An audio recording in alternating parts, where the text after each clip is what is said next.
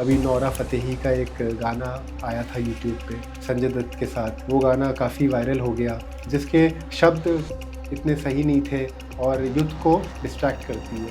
और इसके अलावा नेहा कक्कड़ जी है, अभी बीच में एक उनका एल्बम आया था लॉलीपॉप, उसके भी डबल मीनिंग शब्द थे। और आपने देखा होगा ये रणवीर अलाहाबादिया, इन्होंने एक कमेंट कर दिया था रिलेटेड टू पेरेंट्स, जो कि आप आज के दौर की बात कर रहे हैं। एक गाना आया था चोली के पीछे, वो तो आज का नहीं है, वो तो 30-40 साल पुराना है। तो तब भी तो ये दौर तो तब भी था, उसके पहले भी आए हैं। देखिए आज की आवाम की ज़बान, मैं कार्टर रोड पे रहता हूँ, वहाँ पे मैं शाम को सैर पे निकलता हूँ वॉक करने, तो मैं जो मेरे आसपास जो ज़बान सुनता हूँ, भाषा, उसमें हर एक लाइन में 1-2 गालियाँ तो है। कुछ इस दिल को बेकरारी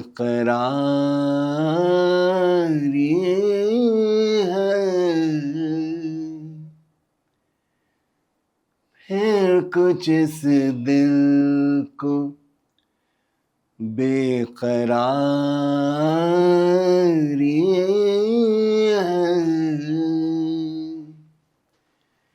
सीना जूया जख्म कारी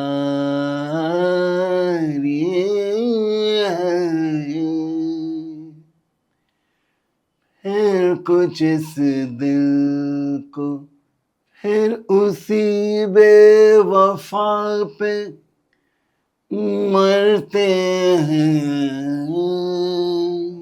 वाह वाह वाह वाह वाह।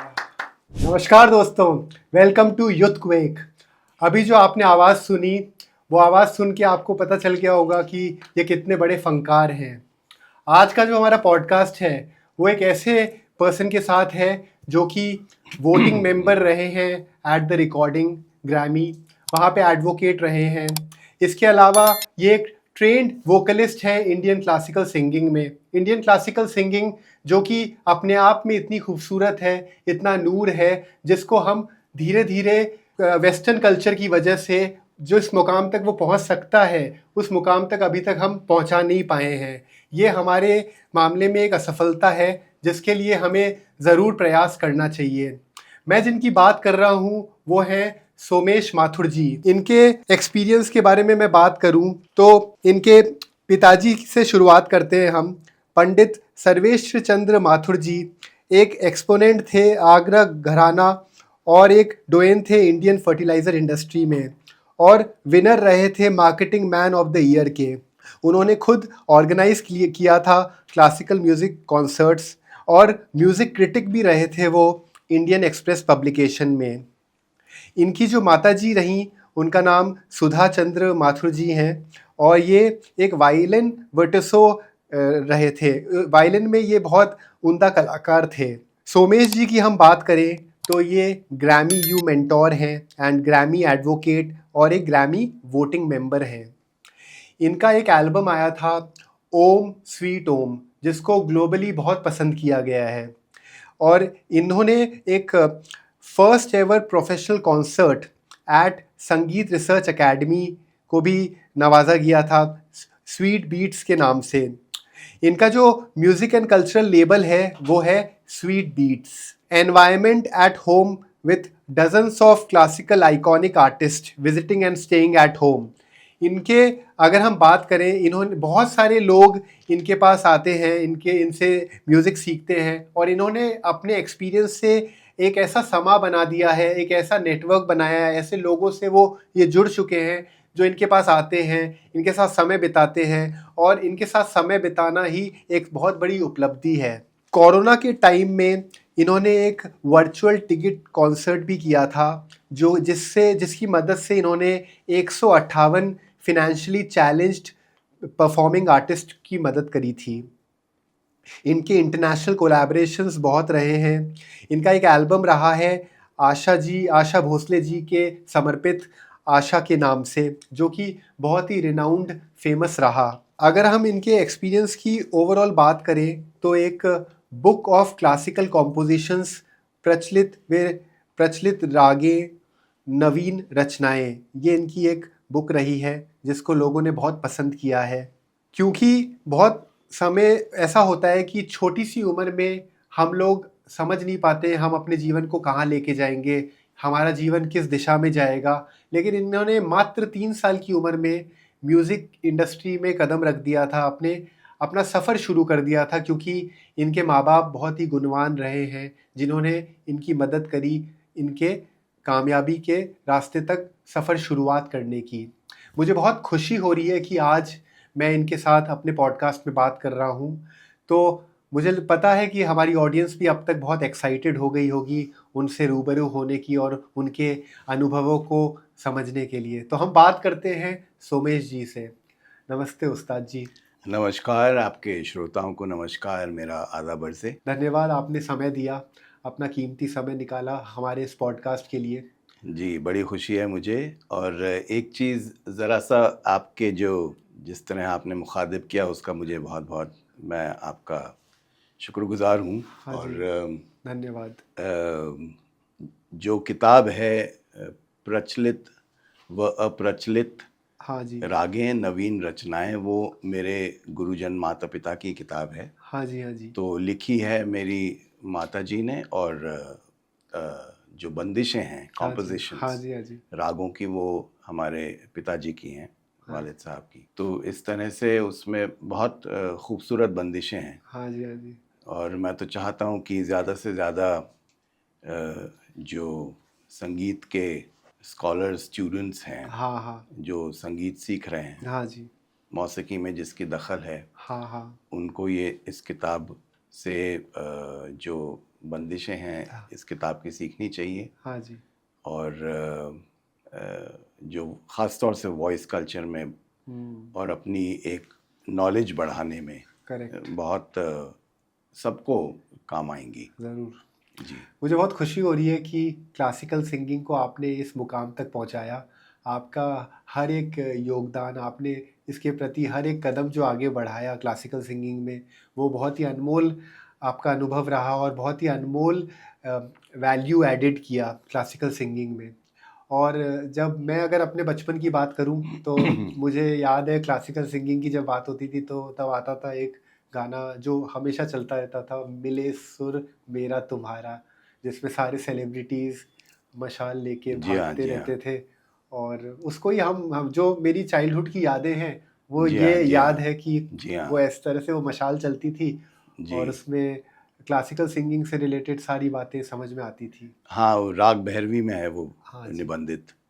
तो और ये पता चलता था कि क्लासिकल सिंगिंग कितना खूबसूरत है, कितना मीठा है।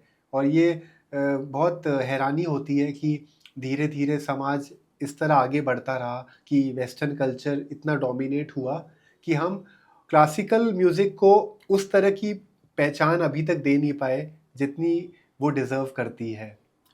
तो हम शुरुआत पॉडकास्ट की आपके जर्नी से करना चाहेंगे, क्योंकि आपका मैंने इंट्रोडक्शन जो भी दिया वो तो वो मेरे को पता है वो 1% ही होगा आपके पूरे अनुभव से।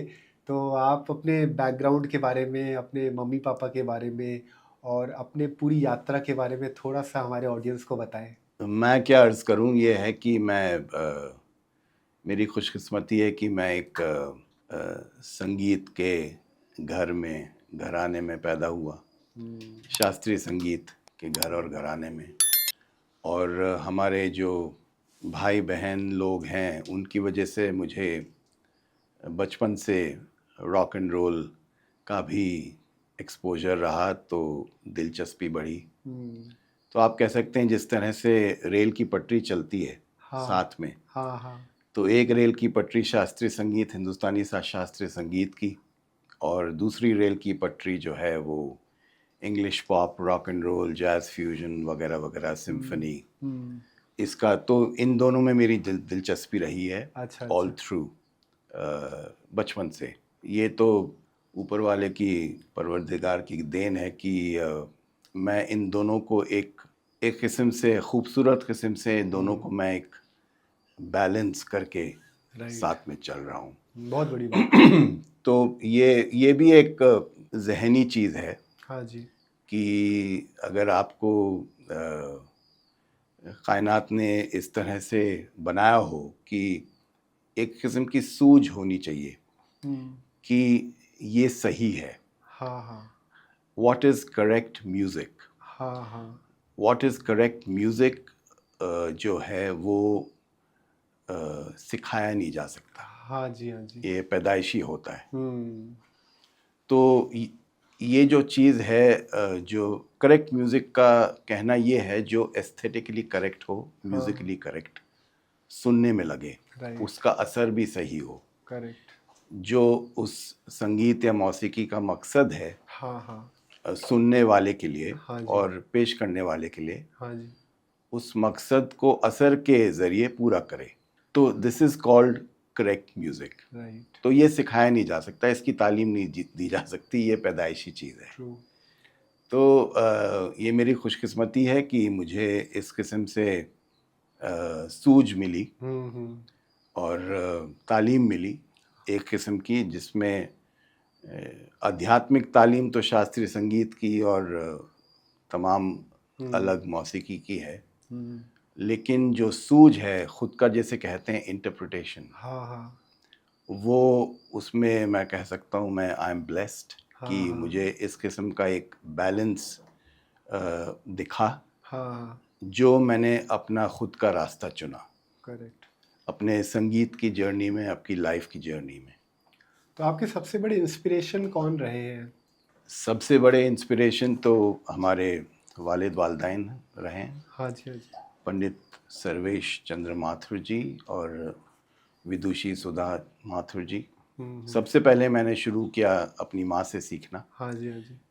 Because she was a prolific guru. हाँ हाँ. मेरे ख्याल से 200 से ज़्यादा संगीत विशारद उन्होंने बनाए अपनी लाइफ में, और बहुत ही प्रोलिफिक गुरु थी, हैं मेरे लिए तो आज भी दोनों. बुरी से बुरी आवाज़ को वो गवा देती थी. अच्छा. जी हाँ.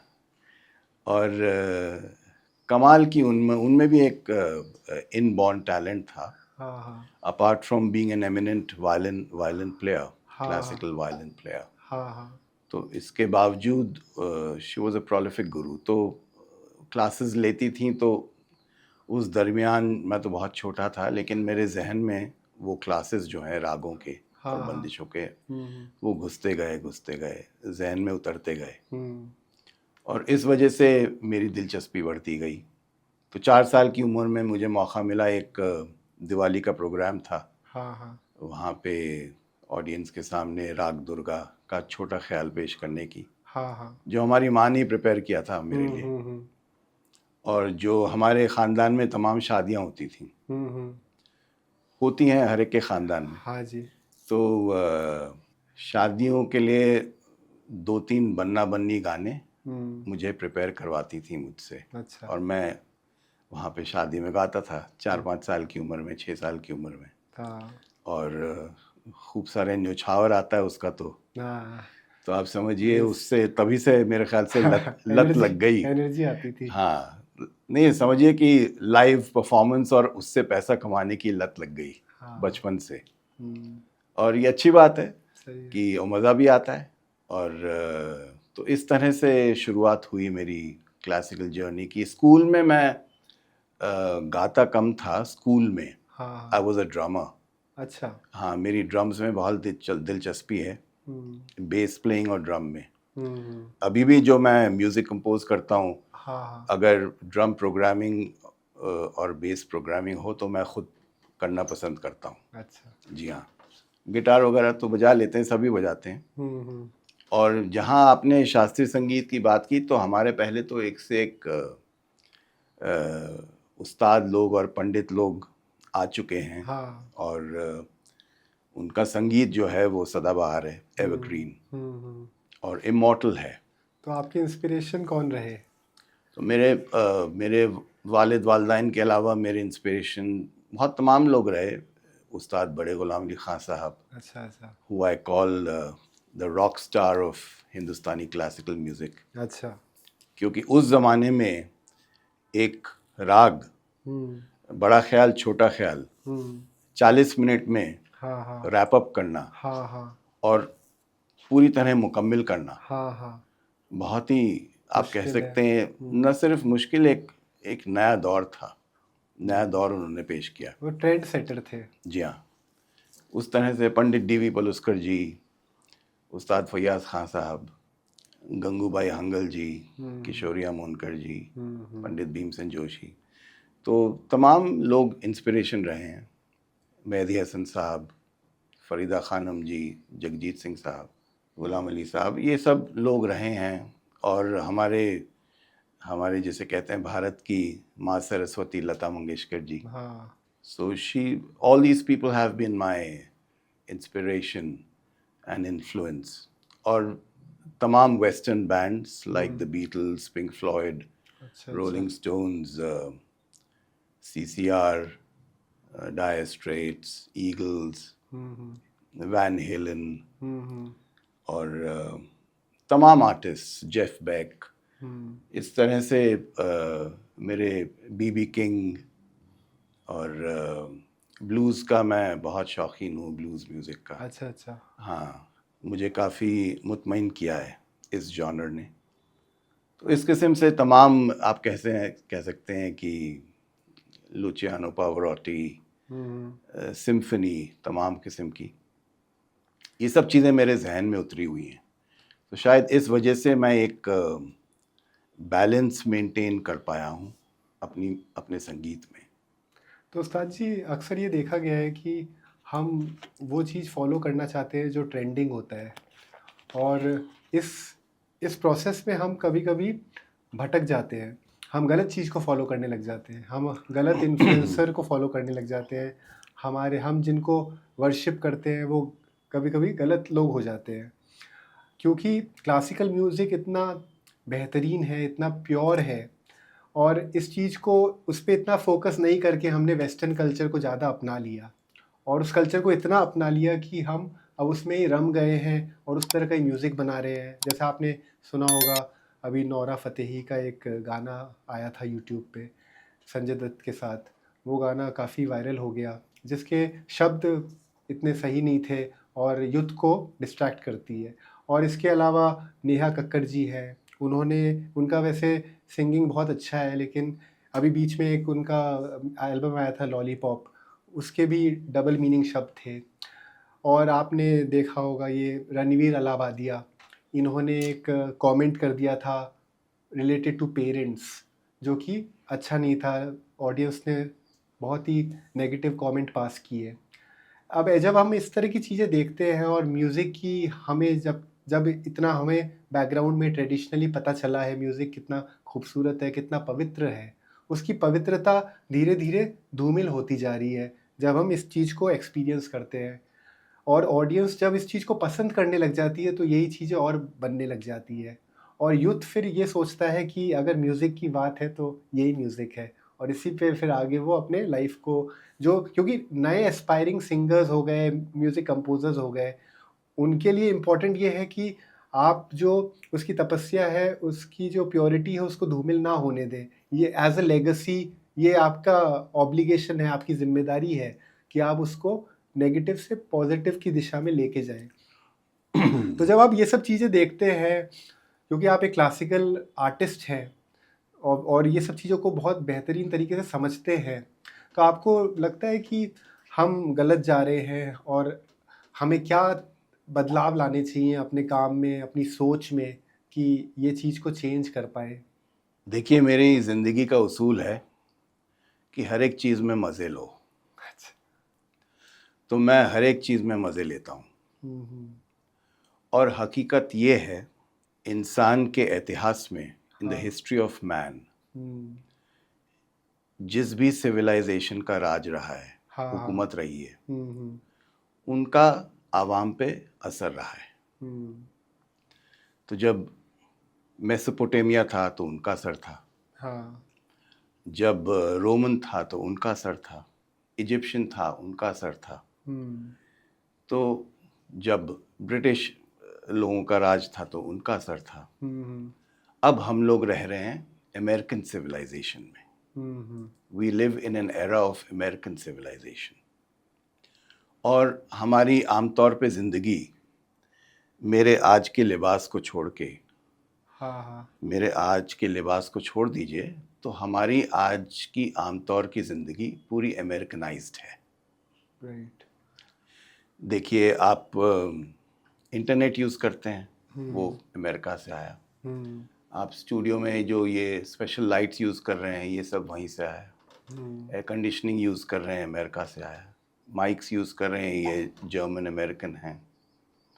और ये जो आप पॉडकास्ट कर रहे हैं, इसका कॉन्सेप्ट भी अमेरिकन है। करेक्ट। तो इस किस्म से जो मौसीकी है, हाँ हाँ वो जो आप अल्फाज की बात कर रहे हैं, तो अमेरिका में एक जॉनर ऑफ म्यूज़िक है which is rhythm and blues, R&B। R&B में एक जॉनर है जिसे कहते हैं रैप। रैप का जो एक सिलसिला शुरू हुआ, वो ऑपरेशन से शुरू हुआ, जाहिर है। हाँ हाँ तो आप जब ऑपरेशन से जब बाहर निकलते हैं, तो आप एक चीज़ एक्सप्रेस करते हैं, अपने जज्बात को। उस जज्बात में कुछ नॉन सोशल अल्फाज भी इस्तेमाल हो जाते हैं। और जब वो नॉन सोशल अल्फाज इस्तेमाल होते हैं, तो वो कुछ सोसाइटी के सेगमेंट को पसंद नहीं आता, लेकिन बाद में आदत पड़ जाती है, क्योंकि बहुत से लोगों को पसंद भी आता है, क्योंकि वो उनकी दिल की बात है। तो ये चीज़ जब थोड़ा डिस्टॉर्ट होके पूरी दुनिया में फैल जाती है और रीजनलाइज हो जाती है, तो वो जो नॉन सोशल अल्फाज या ज़बान है, लैंग्वेज है, उसका कहीं कहीं कॉन्सेप्चुअली इस्तेमाल होता है। आप आज की दौर की बात कर रहे हैं, एक गाना आया था चोली के पीछे, वो तो आज का नहीं है, वो तो 30-40 साल पुराना है। तो तब भी तो ये दौर तो तब भी था। करेक्ट। उसके पहले भी आए हैं। तो ये ऐसी बात नहीं है, ये कल्चर जो है ना, वो सिविलाइजेशनल होता है। तो अगर हम इस तरह समझें इस चीज़ को कि जब क्रिएटिव एबिलिटीज़ की बात करते हैं, तो एक सभ्य समाज में रहते हुए हम सभ्य शब्दों को यूज़ करके वो क्रिएटिविटी नहीं दिखा सकते। देखिए, आज की आवाम की ज़बान, मैं कार्टर रोड पे रहता हूँ, वहाँ पे मैं शाम को सैर पे निकलता हूँ वॉक करने, तो मैं जो मेरे आसपास जो ज़बान सुनता हूँ, भाषा, हाँ हाँ उसमें हर एक लाइन में 1-2 गालियाँ तो होती हैं। हाँ अपशब्द, जिसे आप अपशब्द कहते हैं। हाँ लेकिन वो जो आज के दौर में उसे अपशब्द नहीं माना जाता, उसे माना जाता है एक्सप्रेशन, वेटेज, कि भाई मैंने जो कहा और ये 2 अपशब्द का इस्तेमाल किया, इसमें मेरा जो एक्सप्रेशन है वो और भारी हो गया, वज़नदार हो गया और इफ़ेक्टिव हो गया, ये महसूस हुआ बोलने वाले को। और इसी तरह से ये चीज़ जो है फैलती है सोसाइटी में, और फिर वो एक किस्म का दौर बन जाता है, एक किस्म की कल्चरल चीज़ बन जाती है, तहज़ीब बन जाती है। तो अगर हम दोष दें इस चीज़ को कि एजुकेशन सिस्टम में या फिर पेरेंटिंग में, कि हम जिस तरह से घर के माहौल में रहते हैं, अपने माँ बाप को जो बोलते हुए सुनते हैं, या फिर एजुकेशन में जैसे पढ़ाई के लिए हम जा रहे हैं, अपने दोस्तों को जो बोलते हुए सुन रहे हैं, उसका प्रभाव बहुत पड़ता है। इसका प्रभाव तमाम चीज़ों से आता है। सिनेमा से आता है, सिनेमा से आता है, और शायरी से आता है, पोइट्री से, और पोइट्री, कविता, और एसेज से आता है, हाँ ब्लॉग्स से, सोच विचार से।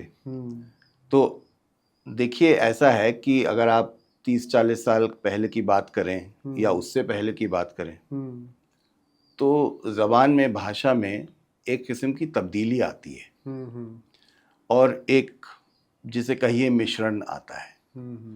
कुछ लोग उसे मिलावट कहते हैं, मैं मिश्रण कहता हूँ उसे, क्योंकि हैं तो सब हम लोग एक ही। पूरे आज पृथ्वी में जो हम लोग हैं, होमो सेपियंस, हैं तो एक ही। यही है कि हमारी जो तहज़ीब है और ज़बान है, भाषा है, कल्चरल डिफरेंसेस हैं, तो उसकी वजह से तमाम किस्म की इन्फ्लुएंसेस आती हैं, और वो इन्फ्लुएंसेस जो हैं वो भाषा में, ज़बान में, लैंग्वेज में तब्दील होके वो इस एक तरह से मुकम्मिल हो जाती हैं। तो यही आज भी है।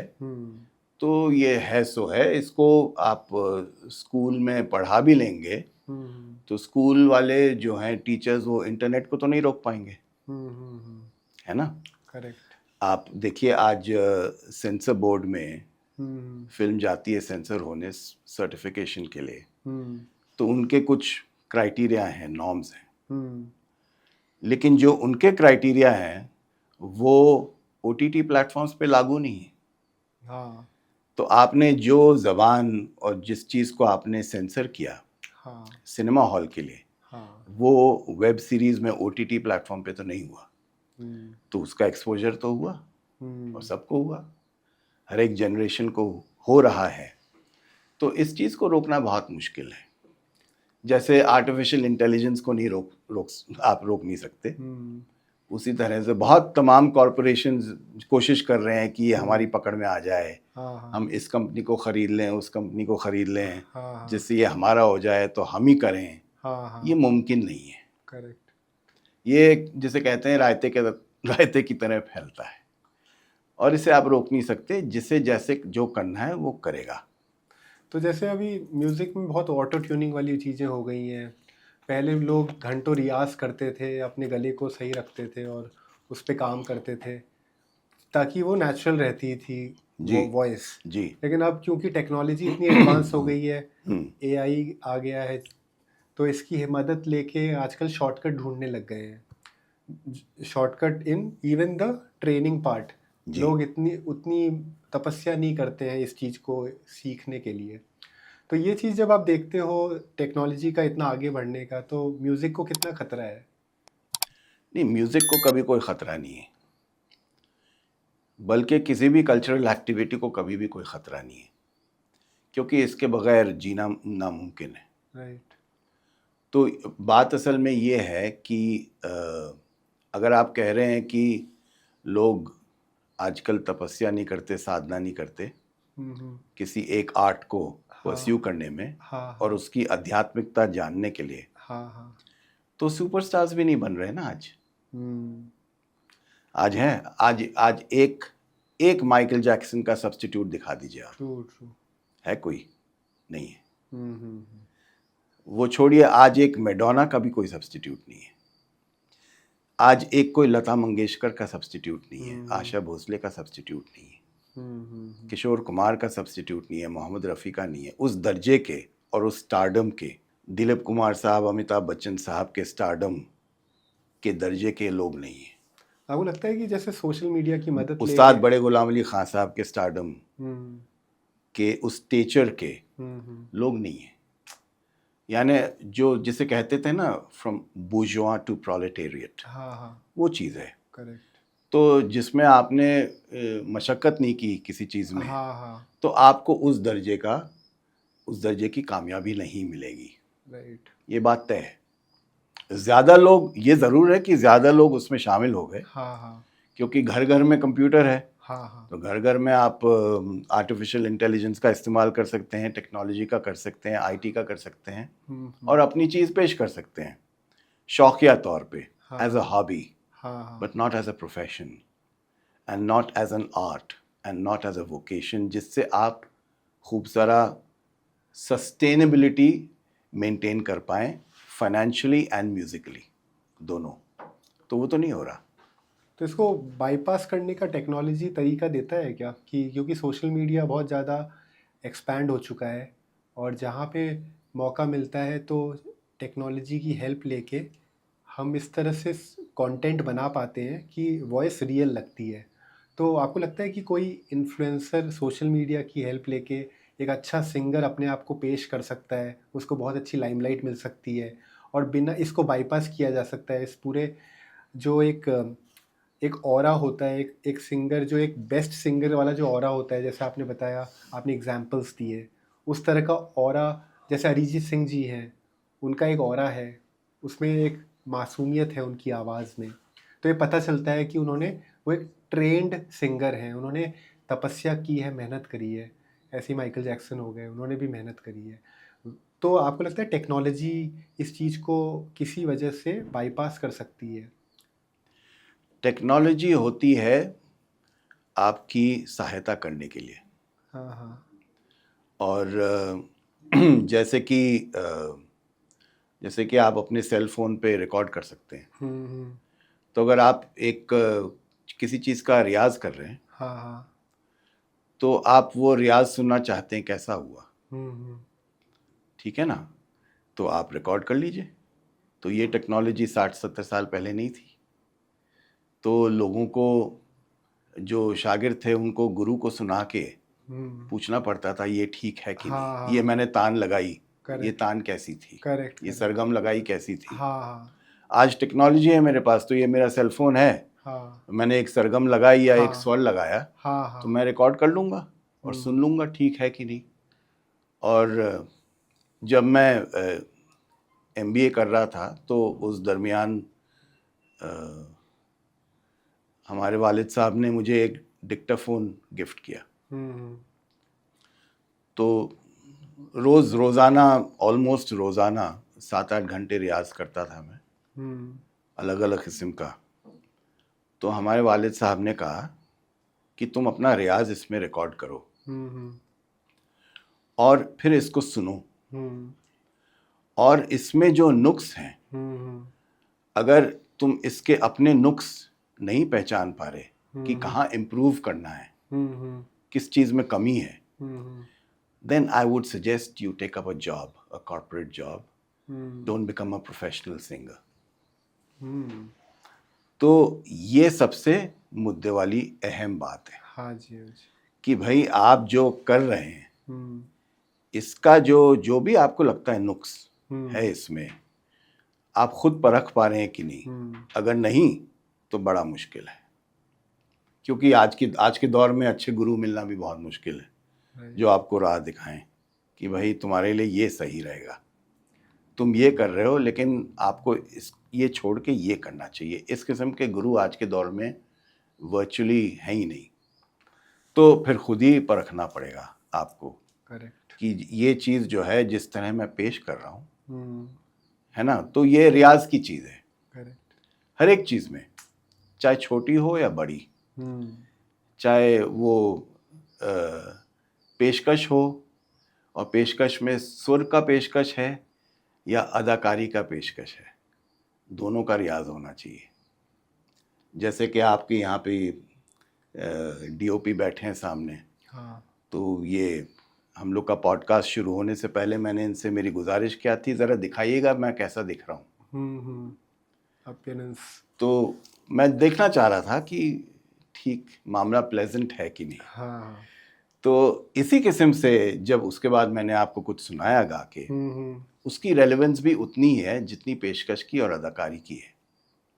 तो ये चीज़ें जो हैं ये गुरु सिखाते हैं। जैसे कुछ लोग शास्त्रीय संगीत बहुत अच्छा गाते हैं और अच्छे दर्जे का गाते हैं, लेकिन जब तान या सरगम मारते हैं या तार सप्तक लेते हैं, तो आवाज़ जो है उसकी टोनालिटी जो है वो कुछ और हो जाती है। जो उनका खड़ज का या जो एक टेनर स्वर है, उससे ऊपर सोप्रानो में जाके कुछ और हो जाती है, तो वो कानों को अखड़ती है।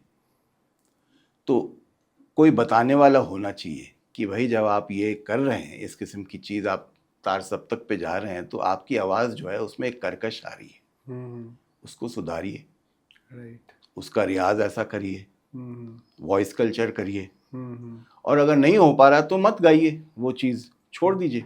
ट्रू। ज़रूरी थोड़ी, खुदा ने थोड़ी कहा कि वहाँ छुओ, हाँ, या ये चीज़ करो या ये तान मारो। True true.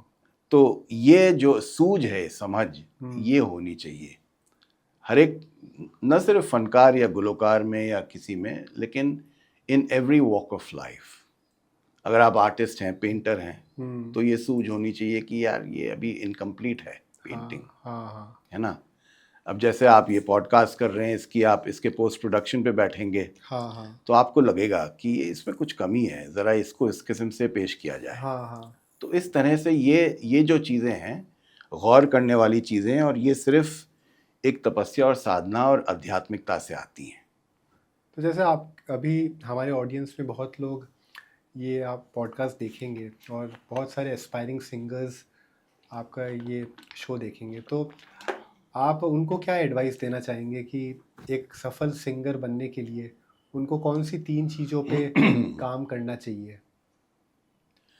सबसे पहले तो ये पहचानना चाहिए कि वाकई पैशनेट हैं कि नहीं। हम्म, देखिए, प्रोफेशनल म्यूजिशियन बनना एक बहुत चैलेंजिंग टास्क है। हम्म, ये कोई आसान चीज़ नहीं है। राइट। और अगर आपको पूरी ज़िंदगी सस्टेन करना है हम्म, इसको, हम्म, तो ये बहुत आसान चीज़ नहीं है। तो सबसे पहले तो ये एक किस्म से रियलाइजेशन होना चाहिए कि भाई I am really passionate about this and I want to pursue this. Hmm, उसके बाद जिस चीज़ में आप घुस रहे हैं हम्म, उसको, उसकी पूरी आध्यात्मिकता पढ़िए, हम्म, किताबों के ज़रिए, गुरु के ज़रिए, हम्म, कोई उस्ताद मिल जाए अच्छा उनके ज़रिए, हम्म, और देख देख के, औरों को सुन सुन के। हम्म, जितना ज़्यादा सुनेंगे, हम्म, जितना अलग किस्म का म्यूज़िक सुनेंगे, हम्म, उतना और इवॉल्व होंगे एज ए म्यूजिशियन राइट। और क्रिएटिव होंगे। तो ये है दूसरी चीज़। हम्म, और तीसरी चीज़ ये है कि रियाज कीजिए, क्योंकि रियाज में क्या होता है, हाँ हाँ, रियाज में क्रिएटिविटी बढ़ती है। सही है। जितना ज़्यादा रियाज होता है उतनी क्रिएटिविटी बढ़ती है, और एक किस्म का कॉन्फिडेंस आता है। करेक्ट। और वो कॉन्फिडेंस जो है वो आपके ऑरा में, आपकी पर्सनालिटी में नज़र आता है। क्योंकि हमारी ऑडियंस ये ज़रूर जानना चाहेगी कि आप कितनी देर रियाज़ करते हैं, क्योंकि उनको एक इंस्पिरेशन मिलेगी। आजकल मैं आमतौर पे 2-2.5 घंटा रियाज अच्छा करता अच्छा हूँ। अच्छा। जिन दिनों कॉन्सर्ट्स के लिए ट्रैवल कर रहा हूँ उतना नहीं हो पाता, हाँ हाँ। लेकिन जब मैं घर पे हूँ हम्म, तो मैं ज़रूर 2-2.5 घंटा तो हो जाता है, अलग अलग किस्म का, जो जो जैसा मूड हो। राइट। क्योंकि जो डिसिप्लिन का और आध्यात्मिक रियाज है वो मैं सालों साल करके आ रहा हूँ। ट्रू। 7-7, 8-8 घंटे रोज़ हाँ। पढ़ाई के साथ। बहुत मुश्किल काम है, ट्रू। क्योंकि पढ़ाई को भी एक दर्जे की रहनी चाहिए। हम्म, और अ, हम लोग कायस्थ लोग हैं तो पढ़ाई पे बहुत ध्यान देते हैं। तो इस वजह से पढ़ाई के साथ साथ इतना रियाज करना बहुत कोई आसान काम नहीं है। It's very challenging. तो उस्ताद जी, जैसे अगर आपको वापस से आपके 20s में लेके जाएं, या मैं तो और अभी, बचपन में लेके मैं जाएं। कुल मिला के 15 ईयर्स ऑफ एज हूँ अभी। हाँ, करेक्ट। आप तो 20s की बात कर रहे हैं, मैं तो अभी 15 हाँ, साल का ही। आप लगते भी हैं। जी हाँ, थैंक यू। तो अगर जी आपको और आपके कुछ साल पहले लेके जाएं, हाँ, ये कुछ बात ठीक साल है। पहले, जी हाँ। तो ऐसी क्या चीज़ में बदलाव आप लाना चाहोगे जो कि एक सीख बनेगी एस्पायरिंग सिंगर्स के लिए, कि वो चीज़ें वो ना करें जिससे उनका सफ़र थोड़ा स्मूथ हो सके? ऐसा कुछ चीज़ जो आपने आपने अपने अनुभव से सीखा कि मुझे ये नहीं करना चाहिए था, लेकिन मैंने अपना समय ज़ाया किया, ऐसा कुछ आप अगर बताना चाहो? देखिए, हर एक की जर्नी होती है, एक सफ़र होता है हाँ ऑफ सेल्फ रियलाइजेशन। हाँ हाँ। उसको सिखाया नहीं जा सकता। करेक्ट। उसको ये ज़रूर है कि उसका एक शॉर्टकट दिखाया जा सकता है हाँ हाँ। कि ये मत करो, ये गलती कर रहे हो। हाँ जी, हाँ जी। लेकिन फिर वो सामने वाले पे है कि वो उसको अपनाएं, हाँ जी। इम्प्लीमेंट करें अपनी लाइफ में। राइट। कुछ लोग करेंगे, कुछ लोग नहीं करेंगे। ट्रू। तो जैसे एक मैं आपको बहुत दिलचस्प वाकया शेयर करूं।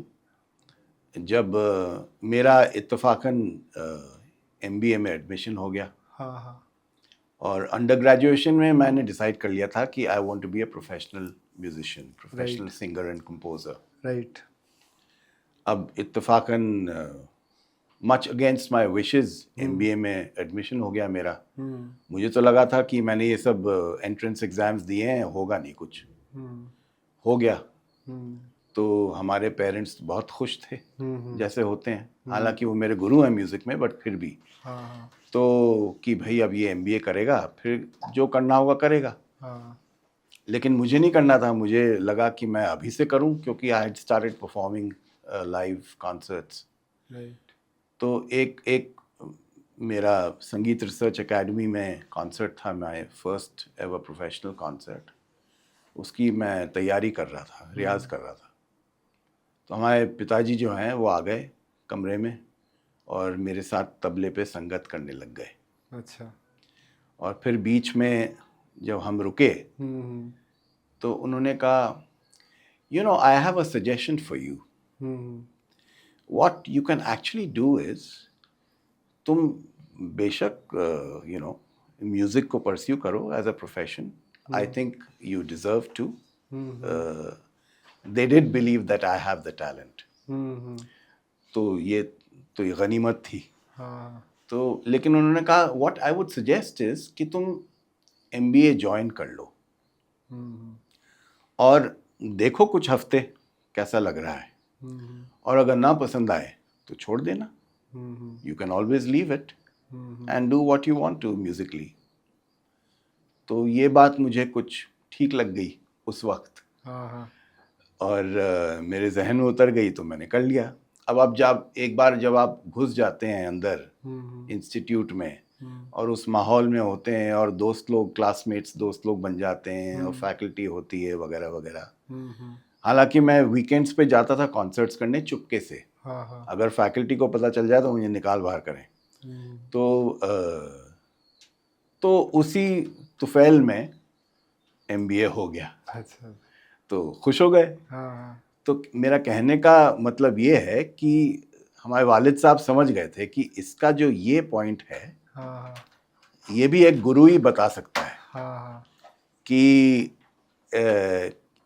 इसको अगर ये बात मैं कहूँ इससे, तो शायद इसके जहन में उतर जाए और ये कर ले, और वो हो गई। हाँ हाँ। तो इस किस्म के गुरु मिलने चाहिए लोगों को, जो अच्छा। सही राह दिखाएं राइट राइट। कि भाई आप ये भी कर सकते हैं और ये भी कर सकते हैं, और अगर आप ये नहीं करना चाहें तो you always have the option of quitting and doing what you want to. और गुरु नहीं मिले तो फिर आपको मेरे हिसाब से बहुत बहुत संगीत सुनना पड़ेगा, अलग किस्म का, और अलग अलग गुरुओं के, जो उस्ताद लोगों के, जो उनकी जो जिंदगी है, हाँ हाँ। उसके बारे में पढ़ना पड़ेगा।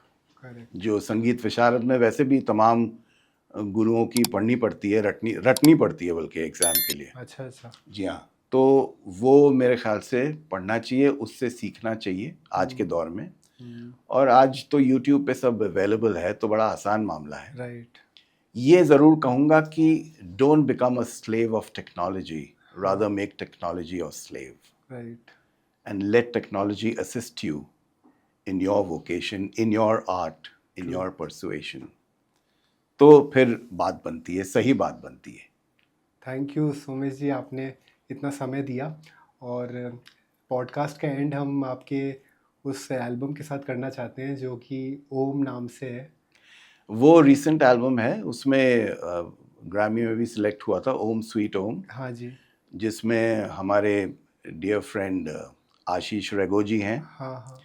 और मैं तो हुई साथ में, और एक ग्रैमी विनिंग अमेरिकन आर्टिस्ट हैं डार्लिन कोल्डोनोविन। और सबसे अहम चीज़ ये है कि हमारे भारत के लिविंग लेजेंड, भजन सम्राट, पद्मश्री श्री अनूप जलोटा जी भी हैं उसमें। 4 of us are on the album। और ये एक स्पिरिचुअल एल्बम ऑफ चांट्स है, जो संस्कृत और इंग्लिश में है। और it's doing really well on a global level by the divine grace. तो इस किस्म से ये लास्ट ईयर हमने किया, और इस साल होपफुली मेरा एक और नया एल्बम आ रहा है। तो उसके बारे में सुनेंगे आप ज़रूर। तो जैसे पॉडकास्ट की शुरुआत आपके आवाज़ से हुई थी, तो पॉडकास्ट का अंत भी इस तरह ही करते हैं। वो कुछ आपका जो एल्बम है ओम, उससे कुछ आप सुनाएं अगर। उसका तो मैं उसमें तो एक चांट्स किस्म की चीज़ है। अच्छा, जैसा आपको ठीक लगे। और लेकिन जो एक मेरा ग्राउंड ब्रेकिंग एल्बम था, हाँ जी। 96 में रिलीज़ हुआ। हाँ जी, हाँ जी। which influenced the entire pop sound of Indian music. हाँ जी, हाँ जी, उसका नाम अच्छा है. हाँ हाँ अच्छा है एल्बम का नाम है. हाँ हाँ और उसमें से उसका एक वीडियो बहुत मशहूर हुआ था, गाना बहुत मशहूर हुआ था, ट्रेंड सेटिंग था. उसकी मैं 2 लाइनें सुना देता हूँ. ज़रूर ज़रूर. और कलाम है जान निसार अख्तर साहब का. अच्छा अच्छा. और धुन जो है वो राग भैरवी में है. ओके. और प्रोडक्शन जो है वो पॉप रॉक ब्लूज साउंड में है. जी. तो इन जैसे कहते हैं ना, we live in a 3 dimensional world. हाँ हाँ. So these 3 dimensions are incorporated into the song.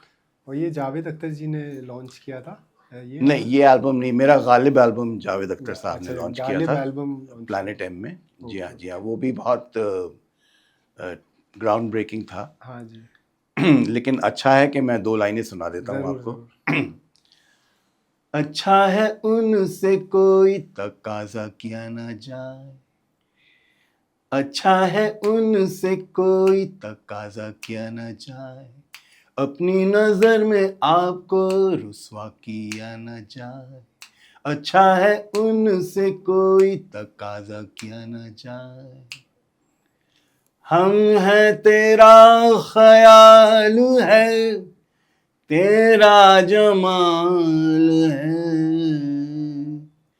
एक पल भी अपने आप को तन्हा किया न जाए. अच्छा है उनसे कोई तकाजा किया न जाए. अपनी नजर में आपको रुसवा किया न जाए. बहुत इस बढ़िया. किस्म से. थैंक यू, Thank आपने you. हमारी ऑडियंस के लिए गाना गाया. आई एम श्योर थैंक वो यू. बहुत पसंद थैंक यू करेंगे. For having me. बहुत मज़ा आया आपसे बात करके. बहुत अच्छा लगा आपसे बात और करके. उम्मीद करता हूँ आपका जो ये आपकी चैनल है ये फ्रॉम स्ट्रेंथ टू स्ट्रेंथ जाए और करोड़ों लोगों देखें आपके प्रोग्राम्स और हमारे इस शो को भी. थैंक यू, आपने इतना समय दिया और आगे आपके सारे प्रोजेक्ट के लिए शुभकामनाएं. बहुत धन्यवाद, बहुत शुक्रिया. सो थैंक यू हमारी ऑडियंस को जिन्होंने हमारा पॉडकास्ट देखा, और आगे भी इस तरह के पॉडकास्ट हम लाते रहेंगे. आई एम श्योर हमारी ऑडियंस को ये पॉडकास्ट पसंद आएगा, क्योंकि ये एक ऐसे लेजेंडरी क्लासिकल सिंगर के बारे में है जो इन्होंने अपना पूरा जीवन समर्पित कर दिया क्लासिकल सिंगिंग को.